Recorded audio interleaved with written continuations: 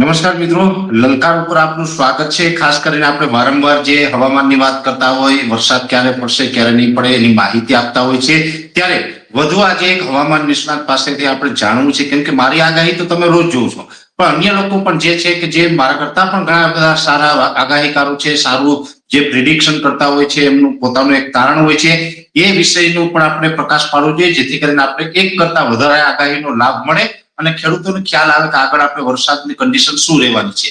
ત્યારે જુલાઈ અને ઓગસ્ટ બંને મહિના દરમિયાન હવે કેવો વરસાદ રહેવાનો છે તેની આપણે ચર્ચા કરવાની છે। આપણી સાથે જોડાયેલા છે મોરબીથી કિશોરભાઈ ભાટિયા। કિશોરભાઈ, આપનું સ્વાગત છે। જય ભગવાન। હવે કિશોરભાઈ, આમ જોવા જઈએ તો જુલાઈ મહિનાની અંદર આપણે સારા એવા વરસાદ પણ જોવા મળ્યા, પણ આ વરસાદ છે અમુક જગ્યાએ ભારેથી અતિ ભારે પણ જોવા મળ્યો, જેમ કે દક્ષિણ સૌરાષ્ટ્રમાં સારો વરસાદ થયો છે, એ સાથે દક્ષિણ ગુજરાત, સુરત ને વલસાડ, નવસારી બધા જ વિસ્તારની અંદર ધોધમાર વરસાદ પડ્યો છે। પણ હજુ ક્યાંક ને ક્યાંક રાજ્યના ઘણા બધા વિસ્તાર એવા છે કે જે વરસાદથી વંચિત રહ્યા છે, જ્યાં વાવણી લાયક વરસાદ નથી। જેની વાત કરવા જઈએ તો પોરબંદરમાં કુતિયાણા રાણાવાવ આની અંદર વરસાદ છે, પણ એનાથી રાણાવાવ ત્યાં આગળ પ્રોપર પોરબંદર તાલુકો છે અથવા તો અડવાળા ભગવદર સાઈડના વિસ્તાર છે, ત્યાં વરસાદ નથી। એવી જ રીતે દ્વારકા જામનગરની પરિસ્થિતિનું પણ આવું જ કંઈક છે। અને કચ્છ જિલ્લો, તો આ જે 4 જિલ્લા છે, પશ્ચિમ સૌરાષ્ટ્ર અને કચ્છ, આની અંદર હજુ ખેડૂત છે વરસાદની રાહ જોઈ રહ્યા છે, હજુ સુધી વરસાદ નથી। તો કિશોરભાઈ, તમારા અનુમાન પ્રમાણે આ ખેડૂતોને વરસાદનો લાભ ક્યારે મળી શકે? તો વાત કરીએ તો અત્યારે હાલમાં પુનર્વસુ નક્ષત્ર ચાલી રહ્યું છે અત્યારે, એટલે 14 તારીખ સુધી હજી પવન અને વાયુ કહેવાય કે પવનનું જોર હજી રહેશે। 14 તારીખ થી કે 19 તારીખ લગી ધીમો ધીમો છૂટો છવાયો વિસ્તારમાં વરસાદ ચાલુ થઈ જશે, અને 20 થી તે 24 લગીની અંદર મોટા ભાગના વિસ્તારમાં સંતોષકારક બધે વાવણી થઈ જશે અને વરસાદ થઈ જશે। જે વિસ્તારમાં બાકી રહી ગયા હોય ત્યાં પણ વાવણી થઈ જશે આ રાઉન્ડની અંદર।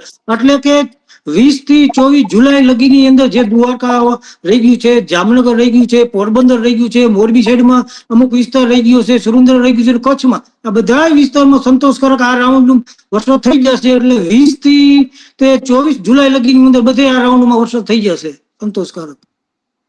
કિશોરભાઈ, જો 20 થી 24 જુલાઈમાં પણ આ વિસ્તારને વરસાદનો લાભ મળતો હોય અને વાવણી લાયક વરસાદ થાય તો એ ખૂબ સારા સમાચાર કહેવાય, દ્વારકાધીશની કૃપા કહેવાય। પણ ઓલ ઓવર જોવા જઈએ તો 20 થી 24 ની અંદર આ વરસાદ થવાનો છે, તો હજુ આ વરસાદ 20 થી 24 નો થવાનો છે, આ જે વિસ્તારમાં બાકી છે તમે નામ આપીએ એને જ લાભ મળશે કે બીજા વિસ્તારને લાભ મળી શકે? આ મોટો રાઉન્ડ આ વર્ષની અંદર સાર્વત્રિક વરસાદના 3 રાઉન્ડ હતા। એમાં પહેલો રાઉન્ડ એક વયો ગયો, 1 થી 6 જુલાઈ લગીનો એક રાઉન્ડ વયો ગયો, તે પછીનો આ એક મોટો રાઉન્ડ હજી બાકી છે કે જે આપણે 20 થી તે 24 જુલાઈની વાત કરીએ ને એમાં બીજો રાઉન્ડ, એટલે આ સાર્વત્રિક રાઉન્ડની વાત કરીએ એટલે આ સાર્વત્રિક રાઉન્ડ છે। એટલે આમાં તમામ જગ્યાએ ગુજરાતમાં બધા વિસ્તારમાં વરસાદ સંતોષકારક થશે। આ રાઉન્ડ સાર્વત્રિક છે। ઓકે, તો 20 થી 24 જુલાઈમાં વરસાદ થશે, તો એ પછી પાછો જુલાઈમાં પાછો એના પછી પણ બીજો કોઈ રાઉન્ડ આવશે? તેના પછી મોટું વાયરું છે, એટલે કે તે પછી રાઉન્ડ પૂરો થાય એટલે ખેડૂત ભાઈઓને જે પાણીની સગવડતા હોય અને પાણીની જરૂરિયાત હોય ત્યાં આગળ એને પાણી આપી દેવું, કારણ કે પછી મોટું વાયરું છે ઠેઠ ઓગસ્ટ મહિનાની અંદર આવશે। પુષ્પ આ નક્ષત્ર પુષ્પમાં રાઉન્ડ પૂરો થઈ જાય ને પછી ઠેઠ મઘામાં આવશે, અસલેખામાં વરસાદ નથી, એટલે ખેડૂત ભાઈઓને ત્યાં લગી રાહ જોવી પડશે।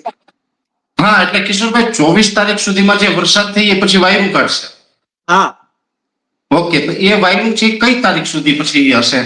વાયુ આવશે 23 તારીખ, એટલે 23 ઓગસ્ટ થી 30 ઓગસ્ટ લગીની અંદર મોટા ભાગના વિસ્તારમાં જે આપણે પાણીની વાત કરીએ ને એમાં નદીઓ નાળા સલકા છે, આખા ગુજરાતની સંતોષકારક મોટામાં મોટો વર્ષનો ઈ રાઉન્ડ છે કે 23 થી કે 30 ઓગસ્ટ લગીનો મોટામાં મોટો મઘા નક્ષત્રની અંદર આ રાઉન્ડ છે, તે પછી ચોમાસું નબળું પડી જાય છે। ઓકે, એટલે જે જુલાઈ અને ઓગસ્ટની વાત કરવા જઈએ કિશોરભાઈ, તો તમે જે જણાવો છો એ પ્રમાણે અત્યારે તો વરસાદ લગભગ વિરામ લીધો છે, તો હવે હમણાં ટૂંકમાં આપણે કહી શકાય કે 19-20 તારીખ સુધી વરસાદની અપેક્ષા ન રાખી શકાય। એટલે આજથી લગભગ 10 દિવસ હજી આપણે વરસાદ વગર કાઢવા પડે, તો 10 દિવસ પછી 19-20 તારીખથી જે વરસાદની શરૂઆત થશે એ સાર્વત્રિક રાઉન્ડ તમે કહો છો ને એ 24 તારીખ સુધી ચાલશે। તો 24 તારીખ પછીથી તમે 23 તારીખનું વાયરું કહો તો એ લગભગ 1 મહિનાનું વાયરું થાય, તો આ વાયરું પણ મોટું, તો લગભગ બધા જ ખેડૂતને એમાં પાણી આપવું પડે મારી દ્રષ્ટિએ। અને 23 થી 30 ઓગસ્ટમાં પાછો સાર્વત્રિક સારો વરસાદનો રાઉન્ડ આવે એવું તમારું કહેવાનું થાય, બરાબર ને? હા. ઓકે, તો એ જે 23 થી 30 ઓગસ્ટમાં કિશોરભાઈ જે સારા વરસાદનું તમે એક અનુમાન કહો છો ને, એ પછી ચોમાસું પાછું આગળ ચાલશે, સપ્ટેમ્બર ઓક્ટોબરમાં સારા વરસાદ હશે કે પછી નબળા હશે? તે પછી રાઉન્ડ આવશે સપ્ટેમ્બર મહિનાની અંદર થી ધીમા ધીમા સાર્વત્રિક વરસાદ નથી, છૂટાછવાયા વિસ્તારમાં હળવા મધ્યમ વરસાદ થશે, તેને આપણે મંડાણી વરસાદ કહેવાય. કારણ કે મોટા વરસાદની અપેક્ષા તે પછી રાખવાની નથી થતી કે સાર્વત્રિક વરસાદ મોટો થશે ને. સાર્વત્રિક વરસાદ 19 સાલમાં 3 જ હતા, એટલે એક રાઉન્ડ વયો ગયો છે, હજુ 2 બાકી છે. એટલે એ કઈ ટેન્શન ખેડૂત ભાઈઓને નથી. એટલે વરસાદના હજી 2 રાઉન્ડ છે ને તે પછી ચોમાસું નબળું પડશે. તો કિશોરભાઈ, આમ થોડુંક જોવા જઈએ તો છેલ્લા 3-4 વર્ષની સરખામણીએ વર્ષ ઘણું બધું નબળું દેખાઈ રહ્યું છે, જો તમે કહો એ પ્રમાણે થાય તો. ચોમાસું આ સાલની અંદર આપણે અગાઉ જે આપણે જે ચૈત્ર સુદ પાંચમની ખાદલી કહેવામાં આવે, ખાદલી ઉપરથી અનુમાન લગાડ્યું હતું કે આ વર્ષનું ચોમાસું 3 ભાગમાં વેચાય છે. અમુક વિસ્તારમાં સારું જશે, અમુકમાં મધ્યમ જશે ને અમુકમાં નબળું જશે. એટલે એના ઉપરથી આ 3 કાઢ્યું કે જ્યાં વિસ્તારમાં વરસાદની ખેંચ રહી જાય અહીંયા થોડુંક નબળું થાય, અને જે માપે મેળે વરસાદ થાય અહીંયા મધ્યમ થાય, અને જ્યાં પહેલેથી જ સારો વરસાદ થઈ ગયો અહીંયા સારું વરસાદ જાય. તો નબળું થાય તો નબળું છે કયા વિસ્તારમાં થઈ શકે અને કેટલું નબળું થાય કઈ કહી શકાશે અત્યારે?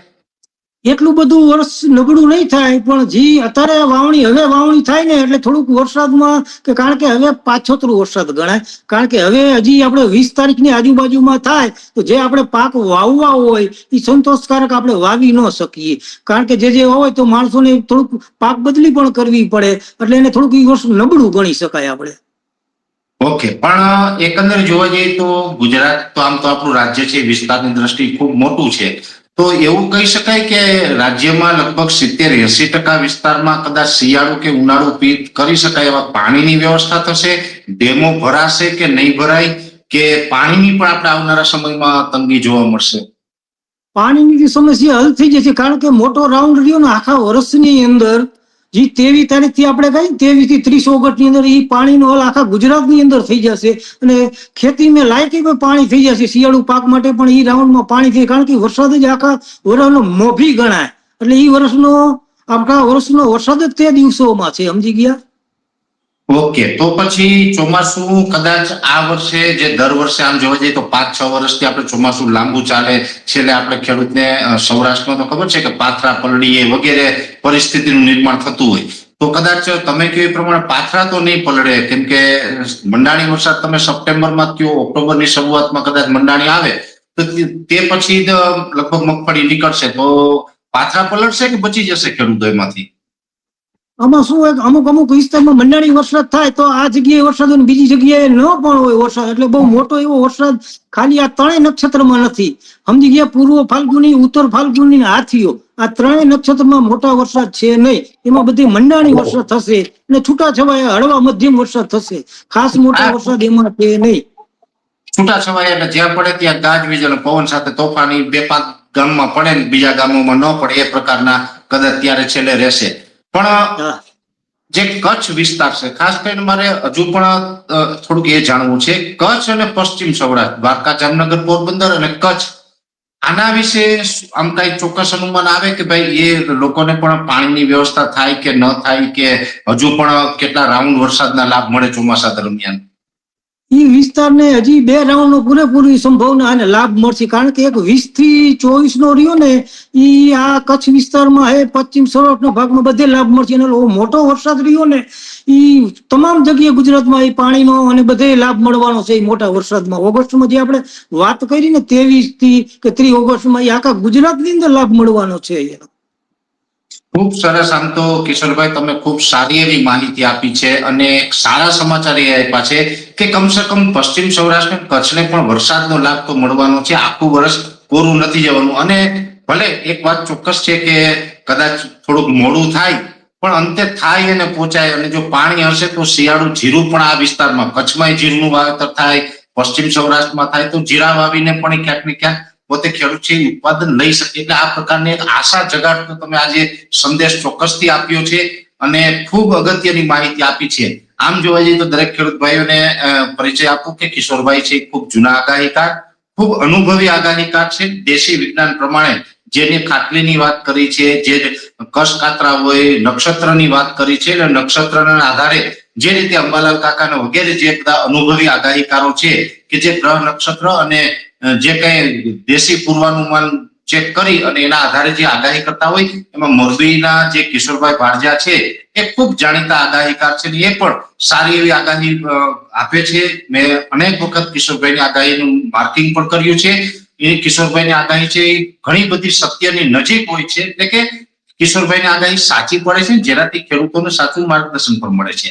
આજે કિશોરભાઈ આપણી સાથે જોડાયા અને કિશોરભાઈ આ વરસાદ વિશેની વાત કરી, જેમાં આ વર્ષે આમ તો હળવા સામાન્ય વરસાદનો અંદાજ આપ્યો છે. 3 મોટા રાઉન્ડ, એમાં એક રાઉન્ડ છે જતો રહ્યો છે અને હજુ 2 મોટા રાઉન્ડ બાકી છે એવું કિશોરભાઈનું કહેવાનું થાય છે.